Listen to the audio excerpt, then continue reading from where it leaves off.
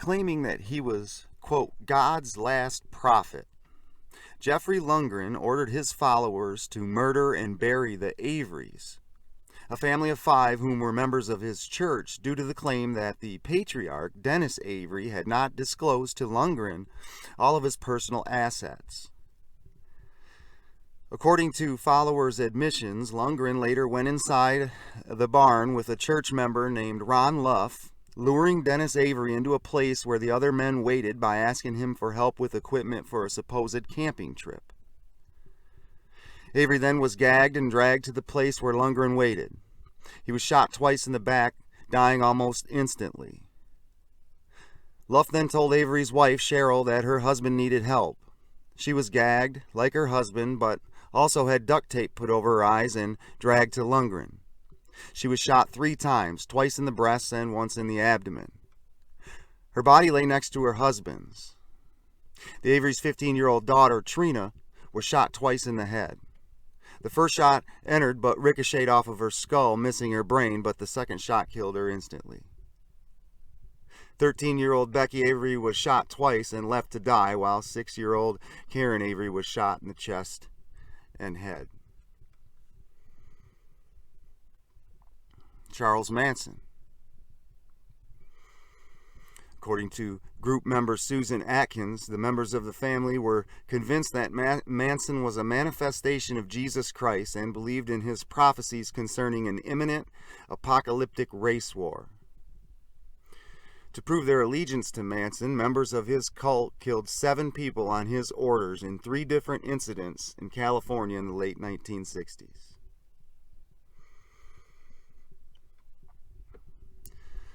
Founder of the People's Temple.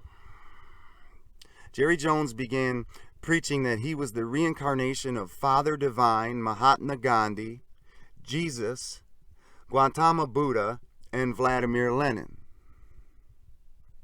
On November 18, 1978, 909 inhabitants of Jonestown, 304 of them children, willfully ingested cyanide-laced Kool-Aid, killing every one of them. What is it that makes human beings follow directions from someone even when those directions are clearly against all norms, societal, moral, or otherwise, and in fact are harmful to the follower's physical well-being? Otherwise seemingly very good people willing to kill others or even themselves at the command of their leader.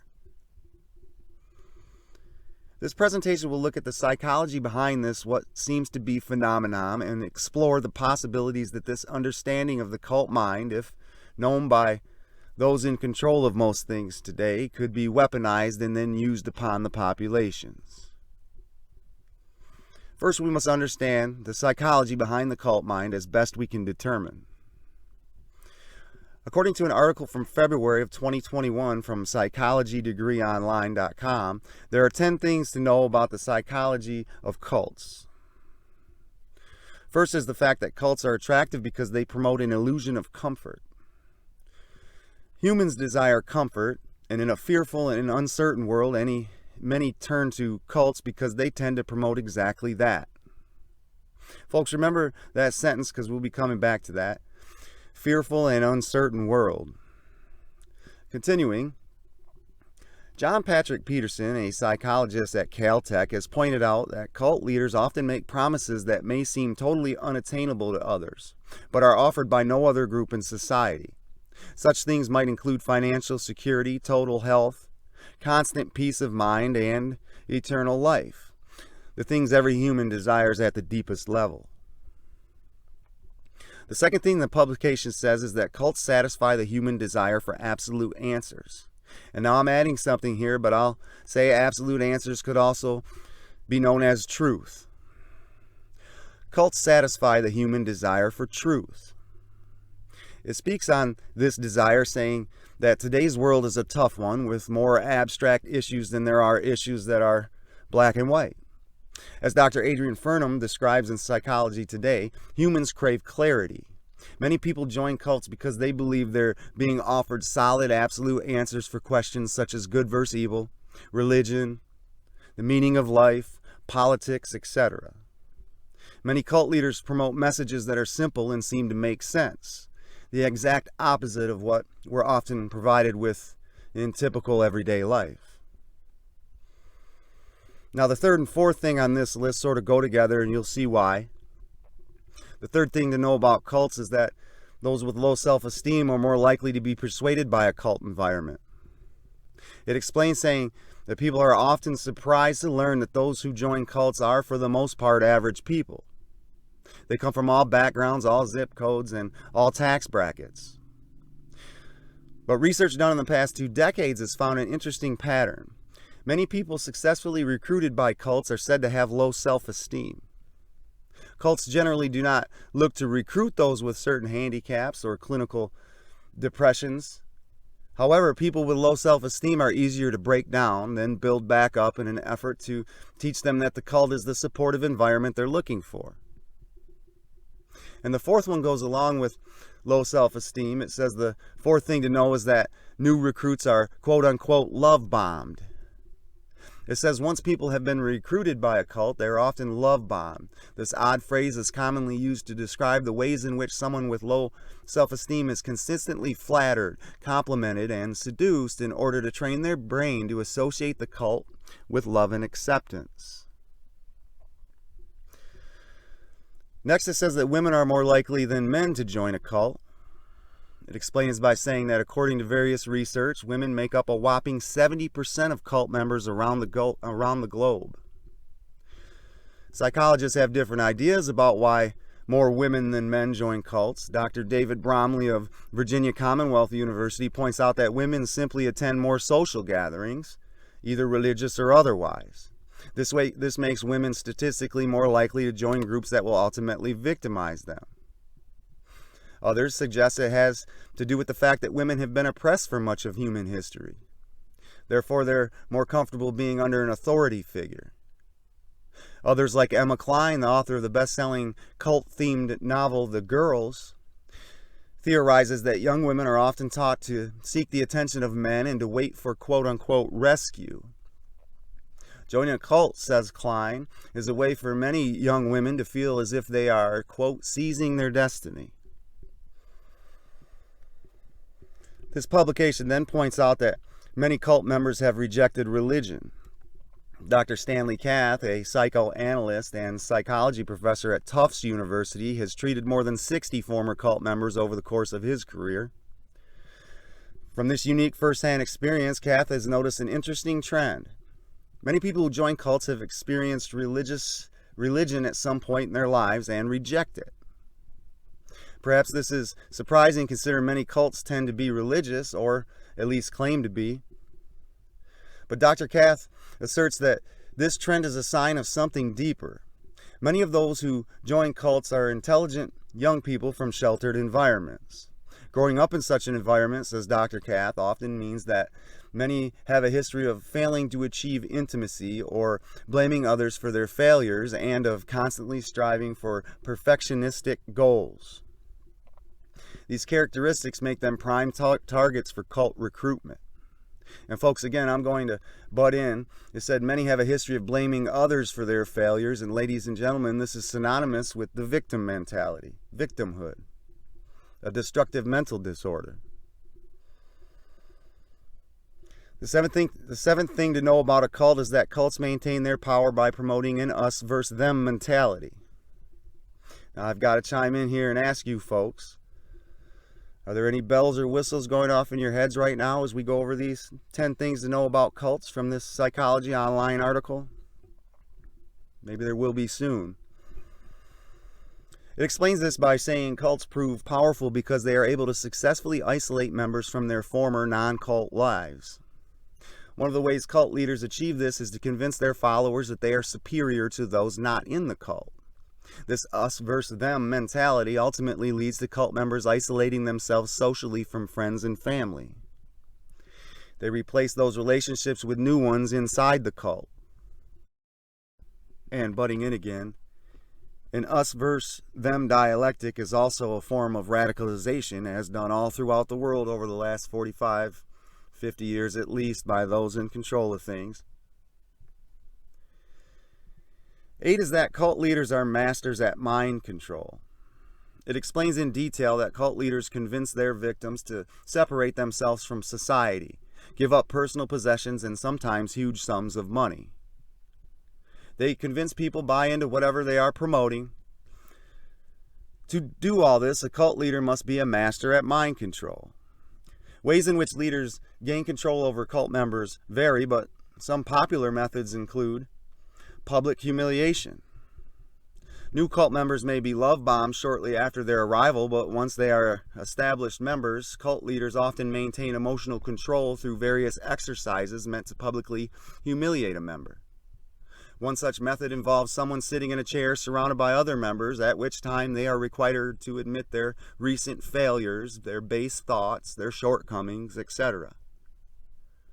Or self-incrimination, a favorite tactic of the infamous cult leader Jim Jones.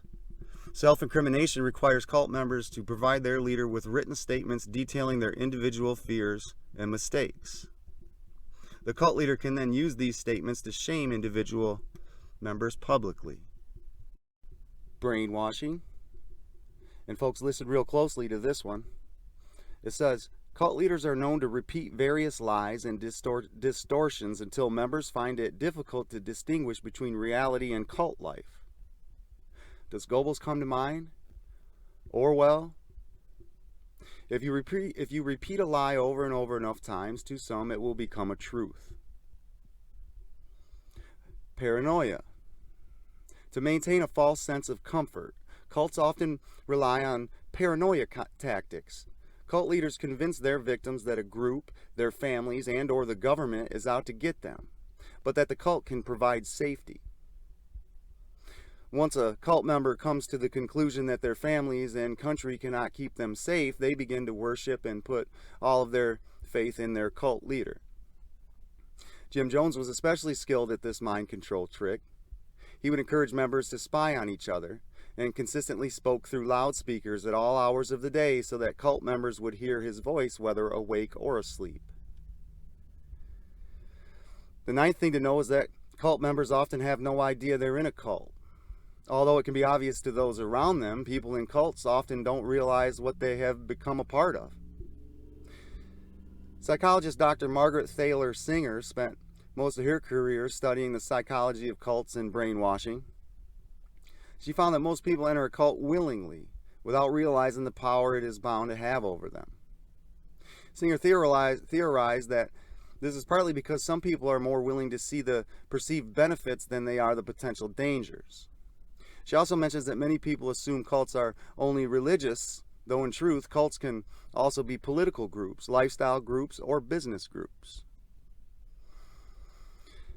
And the last thing you should know about a cult is cult life can have a dangerous and lasting effect.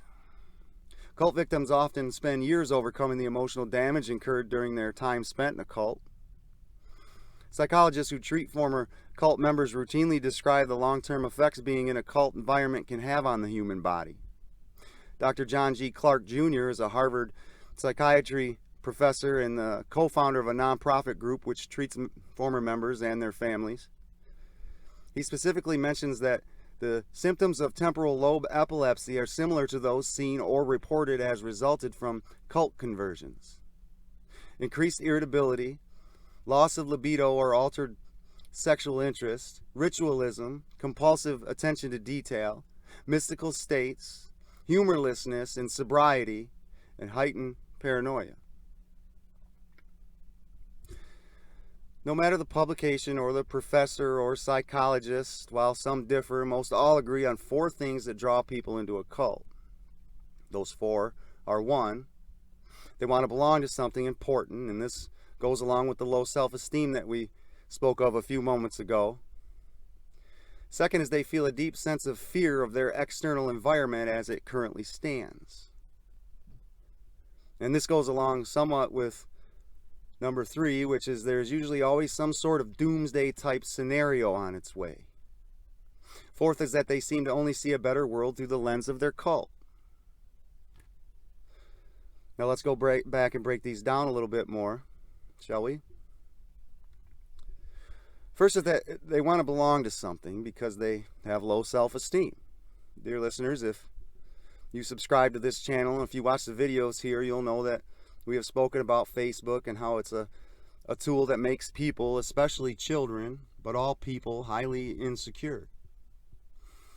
When you see a post from a friend or acquaintance that is showing that new bedroom addition or that new garage or that new lawnmower or even that fancy vacation, it seems like every day someone is showing off something new and beautiful that they bought or did, etc. And it's not just, say, that pic of that new couch, but it's everything else in that picture is perfect. The perfectly placed decor, the cleanliness, etc. One gets lost in the presentation of it all and fails to understand that the picture is 100% staged.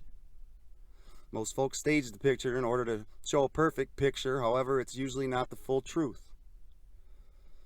Those pictures of those on vacation sure look awesome, but the finances at home aren't doing so great. Me and the wife have been talking about divorce. Or that beautiful new lawn tractor will still be being paid on 5 years from now. And as soon as this picture is taken and the kids wake up, that picture that was posted most likely won't even look like it's in the same house. As far as the children go, it's even worse. They can't understand that while they see a friend with a new outfit every single day, that they have 800 friends, and therefore the odds of seeing a friend with a new garb every day should actually be quite common event. Or that one friend always seems as though they're doing something amazing every single weekend, while I seem to be stuck in this same old rut as usual. It's all just a state of perception, dear listeners, a state of mind that children most definitely cannot quite grasp yet. The second thing is that they feel a deep sense of fear of their external environment as it currently stands. And folks, look around the world today. Have any of you watched the daily news shows or watched any TV or sports over the last 5 years? During the early Trump years, then moving into the pandemic and now into a Biden presidency where we see and hear nothing but division and fear nonstop from every single direction. Continuing on to the third thing that draws folks to a cult, which goes along hand in hand with the second thing, fear, is that they're always have a fear of some external event, some doomsday scenario on the horizon. Heaven's Gate, they claim that, I guess, an intergalactic rapture was getting ready to take place. Or many Latter-day Saints cults, like the Lundgren cult, were expecting a doomsday at any moment, and the Latter-day Saints inference in its actual name shows that. Even Charlie Manson's cult followers clung to an inevitable doomsday scenario, this one in the form of a violent race war that was just on the horizon. It seems as though there must be some sort of apocalypse, an end of life as we know it, in order for these cults to work. And finally, now the last one, of which the first three have helped along, is that they all see a better world through the lens of their cult. It seems that the cult gives one the option of taking the high road, playing on the inherent goodness inside most people. Now that we have familiarized ourselves a little bit with the psychology behind cults, cult leaders, and what draws followers to it, let's look at whether or not it could be possible to do this to whole populations. We can see that the cult leader is the ultimate authority over its cultists, an authoritarian, if you will, but worse. He or she possesses a very unusual amount of control over the minds of its followers. So much so that his or her followers will literally do anything the leader tells them to, like in the case of Jones in the People's Temple, to the point of killing themselves and 300 of their very own children. All because Jones told them to. He told them that they've done enough living on this planet and it's time. As simple as that. And you can pull up the audio from that fateful day that the FBI recovered from the scene. The cult members clearly believe or believed everything Jones told them, obviously. They killed themselves and their children based on Jones' order to do so. Over 900 people followed this order, with unbelievably only 4 people deciding to fake it or hide it or get the hell out of there prior or during the mass suicide. Only 4 people, ladies and gentlemen. 4 people had the wherewithal, the sanity, the critical thought left to not kill themselves or their children at this man's whim.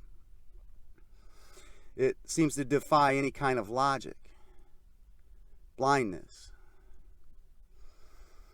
Over the years, but especially recently, it has become increasingly obvious that the news media is, number one, being undoubtedly centrally controlled by someone or something, and 2, that these controllers are radical progressives, at least on the surface, and maybe much worse than that. And that's fine, many of us see this so clearly, but there seems to be a group of folks, a few million in the U.S., who seem to lap it up, drink down every single word spoken by the media whores without question. We seem to have a laptop turn up of the president's son with child porn, drug use, along with many emails with regard to pay-to-play schemes involving the government at its highest levels and foreign adversaries. There's literally an email from a high-ranking Chinese Communist Party official who happens to be Joe Biden's son's business associate telling Hunter that there will also be 10% allocated for, quote, the big guy.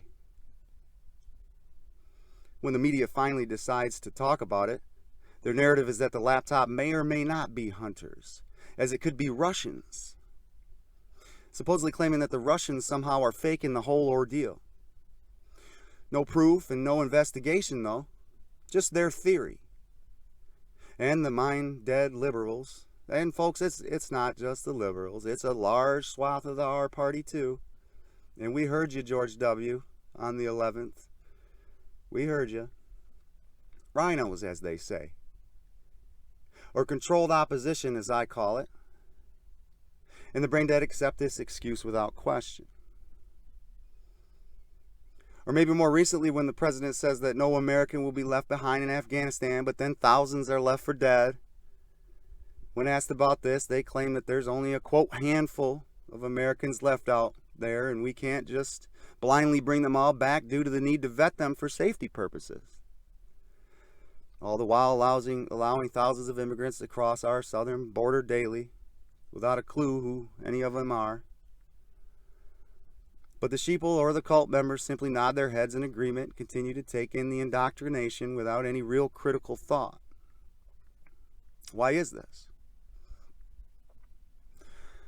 Well, according to a November 2019 article from Psychology Today, it cites 7 reasons why people fall for fake news, and we will look at them. First is confirmation bias. Confirmation bias refers to our favoring of information that confirms our existing beliefs. And let me elaborate on this. Turn on your TV on a Thursday night, for instance. Watch the sitcoms, the commercials.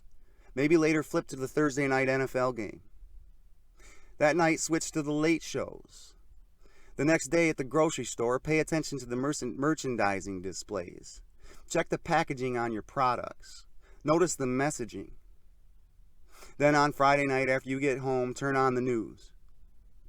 From that sitcom, you were told how to act like a good order follower.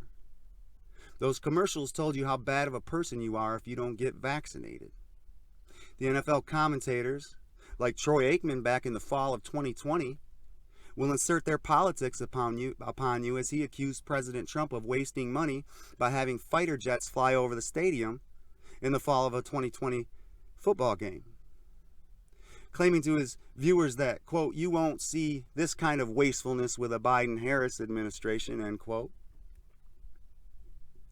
At the store, you'll find the Lady Gaga Oreo cookies, presenting that witch as some sort of a role model. Or you may see the communist LeBron James speaking to your children in his new Space Jam role. And after all of this, you go home and watch the news, the ones that we get our info from, the ones that we were always taught to trust. And these talking heads will confirm every single bit of signaling that you have received as we laid out in this hypothetical example. From the messaging you got from the sitcoms, the commercials, the football game, to the worthless products at the store and any other subconscious or subliminal messages sent at your psyche, all being 100% confirmed by your trustful, moral news organizations. Psychology Today cites the second reason people fall for a cult is that they don't quite have the ability to properly decipher real news.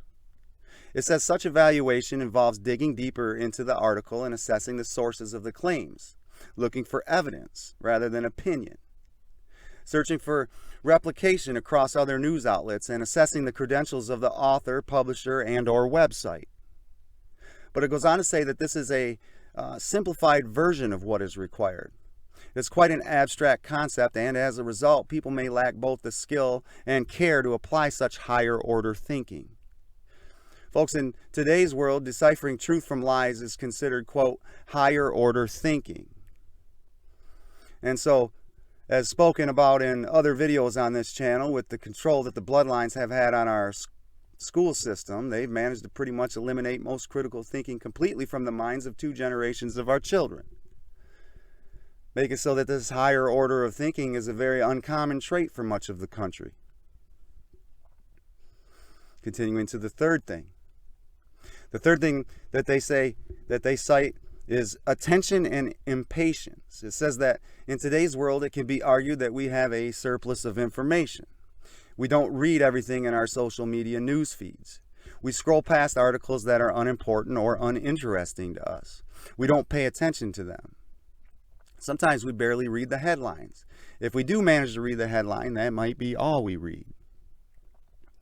We want our information fast, not only because we have been primed to get it fast, but because most people's lives have become so busy just trying to survive that they need to get this info this way or they won't get it at all. This insanely busy lifestyle contributes to this attention deficit to the information of the day, but there seems to be something more going on also. It seems that since 1997, attention deficit disorder diagnosis in children has more than doubled. It's gone from 1 in about 22 children having it in 1997 to 1 in 9 children having it today. I'm not sure why this is, but it is, and now we know that these children will be more susceptible to blindly accepting information and not taking the time to vet any of it. So they trust the headlines and the info in those articles and without verifying any of the sources.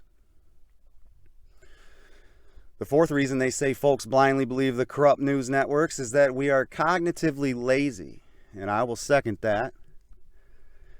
Based on some studies in the 1950s, our brains have evolved to conserve energy for, quote, more important tasks, and so they don't very much like expending energy when an intuitive decision can be made that is good enough. Is our belief in a random news story really that important in our day-to-day lives? Well, it could be, but more often it probably isn't, and so we fail to engage evaluation and reflective judgment. Instead, we conduct a simplified means of information processing, yielding a conclusion that isn't necessarily accurate, such as choosing to believe the fake news report. This reason should have been bundled in with the previous reason of attention deficit and impatience because it's the same thing. It's saying that your brain is operating in an attention deficit state, conserving its energy and therefore applying less attention to your news articles, as most of these articles are meaningless in the grand scheme of life. The fifth reason folks drink up the fake news is because they say our emotions are targeted. One of the largest barriers to critical thinking is emotion, because simply it makes thinking irrational. When people think with their emotions, they think based on gut-level intuitive reasoning, fueled by how they feel and by past experiences associated with those feelings. It's the opposite of reflective critical thought. Fake news, like propaganda, can evoke and breed emotions like fear and anger in the reader or listener. If you're emotional, you're not thinking rationally and are more susceptible for falling for fake news. Now, ladies and gentlemen, would you think or back or go and take a look at all the news articles over the last 2 years almost now? Go take a look at Hollywood and the sports industry and the people within those groups. Recall the things they were saying and doing with regard to the virus. Fear, loneliness, uncertainty, masks, running death toll screen tickers, overflowing hospitals like the one that was supposedly in New York but turned out was past footage of a hospital in Europe. And yet, did I mention real-time death toll screen tickers scrolling along on every TV station in America nonstop?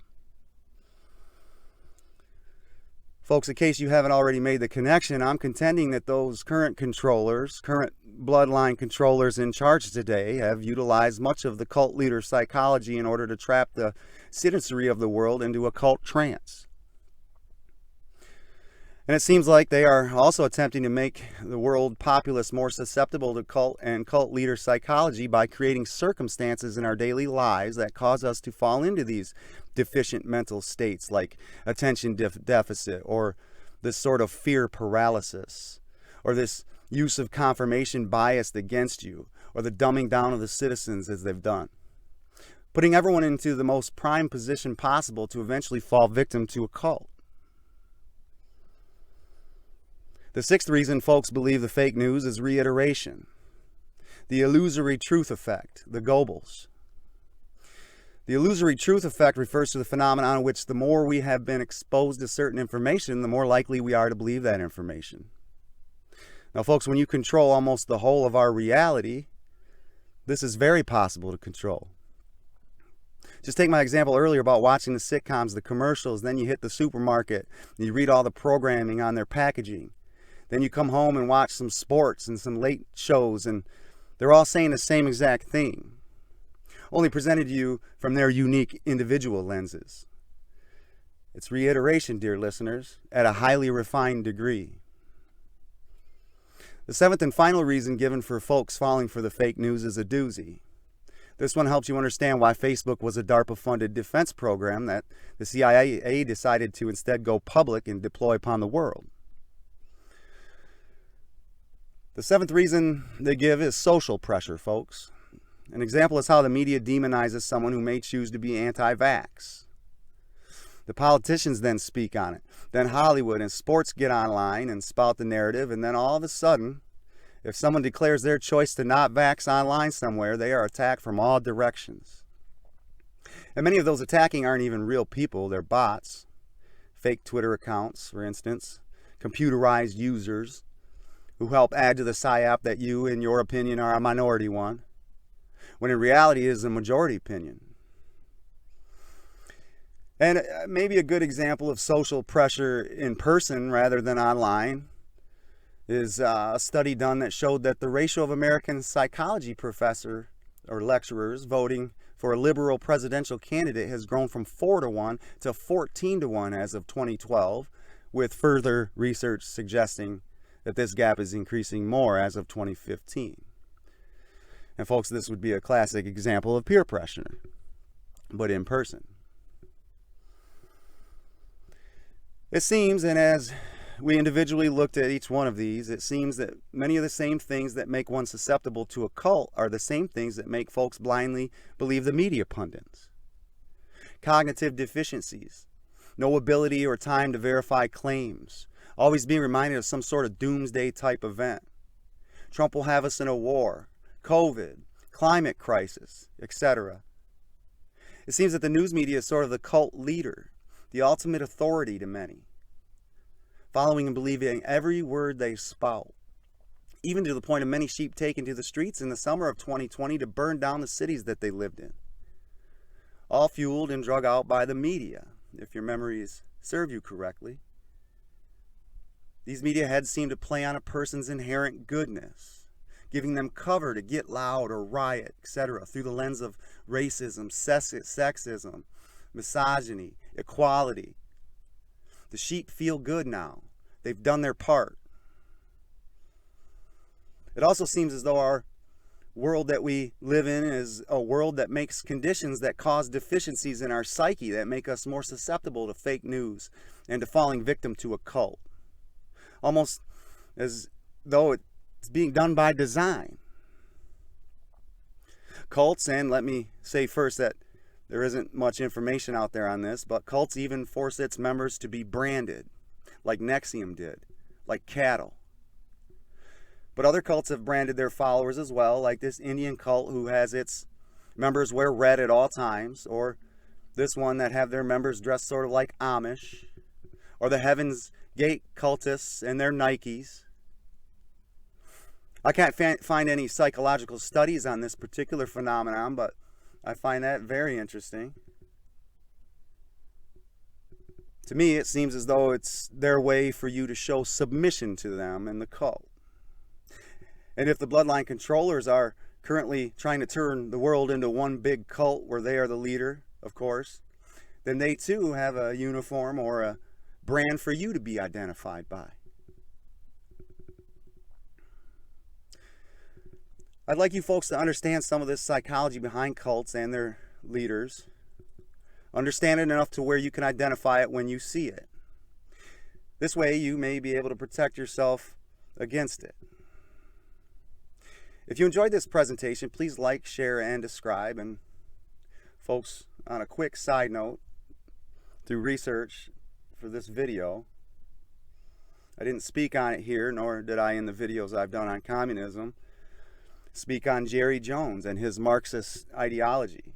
But he was indeed a self-proclaimed Marxist who even told his followers that he was the reincarnation of Vlad Lenin.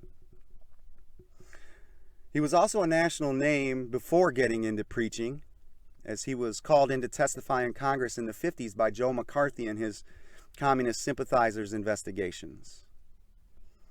Jones was heavily involved in many Marxist groups during this time, and this spurred McCarthy into having Jones come testify. And I say this because many of you out there are well aware of false flags and how the powers that be will fake events using their agents. And Jerry Jones and his People's Temple may have been a trial run, a test run on just how far one could take this cult control. Anyways, folks, thank you for watching.